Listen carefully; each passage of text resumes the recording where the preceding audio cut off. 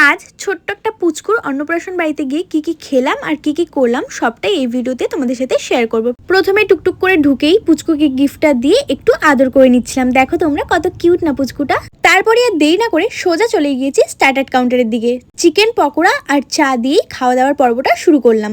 এইদিকে অনেকটাই রাত হয়ে যাচ্ছিল বলে মেন কোর্স খেতেও কিন্তু বসে পড়েছি। প্রথমেই কাঁসার থালার ওপর কলাপাতা দিয়ে গিয়েছিল রাধা বল্লভী আর চানা মশলা। এটা কিন্তু প্রত্যেকটা অনুষ্ঠান বাড়িতে মাস্ট। যাই হোক, এটার টেস্টটা কিন্তু আমার বেশ ভালো লেগেছে। তারপরে দিয়ে গিয়েছিল স্যালাড। ঠিক তারপরে আমার ফোনের স্টোরেজটা ফুল হয়ে যায়। ভাত ডাল বেগুনি দেওয়ার ভিডিওটা আমি করতে পারিনি। যাই হোক, আগের অনেকগুলো পুরোনো ভিডিও ডিলিট করে তারপরে এই ক্লিপগুলো নিয়েছি। ভেজ ডাল আর বেগুনি দিয়ে খাওয়া হয়ে গেলে চলে এসেছিল কাতলা মাছের কালিয়ায়। মাছটা ছিল ভীষণই ফ্রেশ আর খুব টেস্টি। তারপরে এসেছিল পোলাও সাথে চিকেন কষা। চিকেন কষাটা বেশ ঝাল ঝাল ছিল আর পোলাওটা অ্যাজ ইউজুয়াল মিষ্টি মিষ্টি।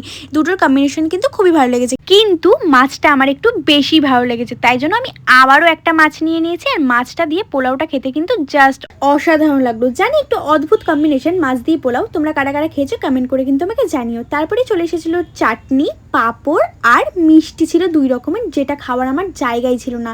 তারপরে হাত ধুয়ে দই আর পান নিয়ে বাড়ি চলে এসেছিলাম।